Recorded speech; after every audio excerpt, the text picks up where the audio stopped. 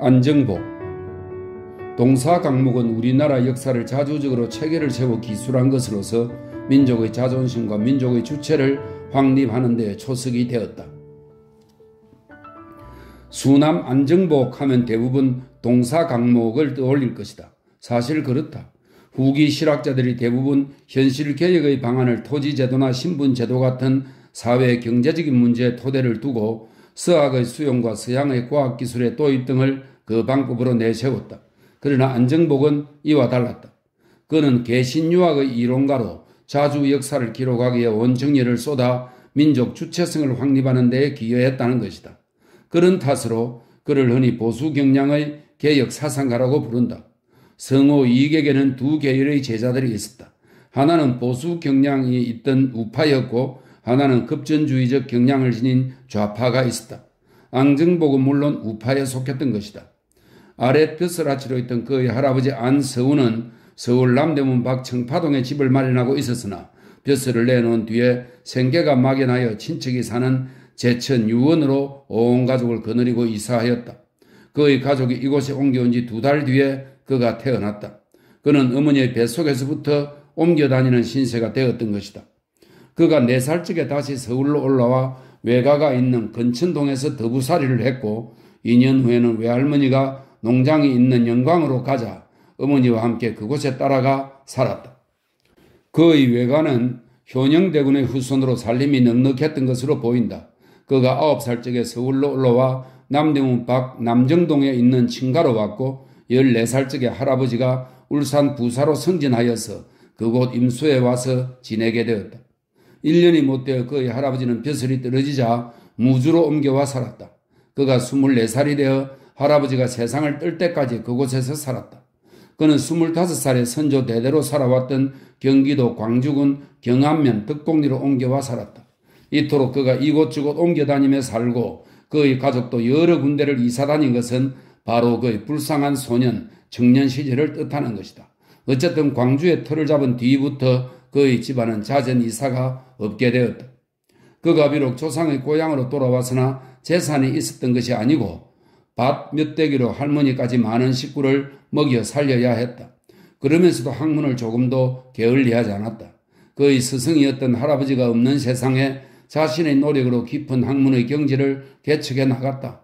뿐만 아니라 가산과 학문 이외에 동약 등을 만들어 마을 풍속을 바로잡고 교화를 피우는 데도 힘을 쏟았다. 그가 12년 동안 각고의 노력을 기울였으나 학문에 대한 의문이 너무나 많았다. 이에 같은 고을 첨성리에서 많은 제자를 기르며 학문으로 이름이 높던 성호를 찾아갔다. 아마도 오래전부터 성호의 이름을 듣고 있었던 것으로 보이는데 이제야 찾아갔던 것이다. 성호는 그의 학문의 경지를 높이 평가했다. 그러나 수남은 옛 성현의 가르침을 성실히 따라 실천해야 하며 특히 주자의 가르침에 충실히 하는 것이 참다운 학자의 길이라고 주장했다. 그렇지만 성호는 자덕을 간곡히 당부했다. 다시 말해서 옛 성인의 가르침을 토대로 학문을 전개하되 그것은 어디까지나 섭취할 뿐이요 거기서 새로운 의문과 비평의식을 길러 창조적 방향으로 나가야 하는 것이라고 일러준 것이다. 그는 성호의 말에서 학문의 새로운 경지를 발견하게 되었다. 그는 의문이 있을 적마다 스승 성호에게 글을 올려 물어보거나 직접 찾아와서 토론을 거듭했다. 또 성호도 수남에게 물음에 대한 상세한 해답은 물론 자기 자신이 마치지 못한 저술의 정리를 부탁하기도 했다. 특히 백과사전격인 성호 사설의 정리를 수남에게 부탁한 것은 역사적으로 유명한 일이 되었다. 어쨌든 이 두 사람의 만남은 한국 실학을 위해 퍽 다행한 것이었다. 수남의 명성은 30대 말기에 들어 널리 퍼졌다. 그래야 조정에서는 비록 낮은 벼슬을 이기는 하나 그에게 벼슬을 내려 그의 능력을 인정하기에 이르렀다. 그가 38살에 후릉 참봉이 내려졌지만 사양했는데 곧이어 말령전 참봉이 다시 내렸다. 이에 출사했고 곧이어 의령 고봉사가 되어 1년간 봉직하였는데 어찌나 일을 잘 처리하였던지 그가 물러난 뒤 공덕을 기려 그 사비를 백성들이 의령고 문 밖에 세워주었다고 한다. 그는 사헌부 감찰 같은 벼슬을 지내기도 하고 고향에 돌아와 수남이라는 서시를 짓고 학문에 몰두하기도 했다. 이때부터 수남이라는 호를 쓴 것으로 보이는데 만사를 순리에 따른다는 뜻으로 붙여진 것이라고 한다. 그가 52살 적에 서성 성호의 장사를 치렀다. 이제 그에게 서성의 유업을 받들고 서성의 저수를 정리하는 일이 맡겨진 셈이다. 그는 60세가 넘어서 영조의 배려로 동궁, 뒤에 정조입니다. 동궁 가르치는 일이 맡겨졌다. 그는 온 지식을 동원하여 동궁에게 참 왕도의 길을 가르쳤고 또 한편 현실의 개혁을 위해 반개 유형운이 지은 반개수록의 중요성을 왕에게 역설하여 반개연보를 왕명으로 지어 올리기도 했다. 영조가 죽고 정조가 왕위에 올라서는 그에게 목천 현감이라는 원자리가 주어졌다. 1776년 그의 나이 65세였다.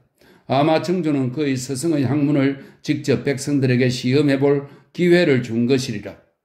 어쨌든 원노릇을 하면서도 그는 여러 번 사양했지만 끝내 3년 동안 이 일을 보았다. 그가 원노릇하면서 백성의 세금을 들어주고 기민을 구제하고 화목을 도모하고 민폐를 없애기에 온 정열을 기울였다. 그가 백성들을 위해 여러 가지 일을 벌인 지 몇 달이 못 되어 백성들의 원성이 끊어졌고 곳곳마다 송목비가 백성들의 손으로 세워졌다. 곧 백성들은 나무를 깎아 원의 떡을 기리는 비를 세웠는데 이 비에는 관이 스스로 얼음을 저장하니 정치가 얼음과 같이 맑고 관이 스스로 장부를 만드니 정사에 실릴만 하도다라고 되어 있었다. 이 말은 그가 부임하여 관에서 쓸 얼음을 백성을 동원하여 저장하는 폐단을 보고 관에서 경비를 내어 얼음을 저장하였고 또 쌀을 내어 적당한 이식을 불려서 종래 세미 운반비를 부당하게 거두어들였던 폐단을 없애기 위해 그 경비로 충당하면서 장부를 만들었던 이를 칭송한 것이다.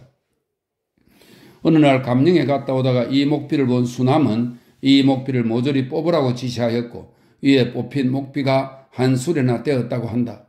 온갖 수탈을 일삼으면서도 돌에 그럴듯하게 선정비를 손수 세워 후세에 전하려 했던 여느 고을원들에 비해 이 일을 보아도 그가 어떤 인물이었냐를 짐작할 수 있을 것이다. 그 후 그는 실직을 받은 것은 아니었지만 통정대부에 올랐고 광성군에 봉해지는 영광을 입고서 80세의 세수를 누렸다. 그는 많은 저수를 남겼으나 동사강목을 어뜸으로 친다. 동사강목은 우리나라 역사를 자주적으로 체계를 세워 기술한 것이다. 그는 우리나라 역사책이 제대로 이루어진 것이 없음을 안타깝게 여기고 4년의 노력 끝에 48살에 이 책을 완성하였다. 그러나 그 후 끊임없이 교정을 거듭한 것을 보면 30년에 걸쳐 이루어졌음을 알 수 있겠다. 그는 이 책을 저술기 위해 우리나라 역사에 관계되는 서적은 모조리 보았다. 우리나라 역사책은 물론 중국의 모든 역사책을 섭렵했고 일본의 서기까지도 보았다. 그래야 지난날 우리의 역사책이 자주성을 결여한 것을 시정한 것이다. 곧 당군 기자 4만을 정통의 줄기로 잡고 중국 민족이 침입하여 세운 위만조선이나 한사군을 정통해서 제외한 것이다. 이 책이 정조의 관심을 끌어 1783년에는 왕명에 의해 규장각 직제소에 들어가 직접 교정하여 왕에게 올려졌다. 자주의 역사가 없고 그 자주의 역사를 가르치지 않는 민족은 오래 버티지 못한다는 것이 바로 역사의 교훈이다. 이런 점에서 그 역사 기술은 바로 민족의 자존심과 민족의 주체를 확립하는 데 초석이 되었다. 물론 이 책은 지나치게 합리성을 따지거나 독자적인 체계보다 주자의 통남 강목의 방식을 따랐다는 한계를 지니고 있기는 하나 우리나라 최초의 자주성을 바탕으로 한 역사책임은 재론의 여지가 없는 것이다. 이 점에서 그의 존재는 한국 역사상 뚜렷하게 부각된다. 그가 벼슬을 지낸 것은 하나의 실험 정신에서 나온 것이지 목적이 아니었다.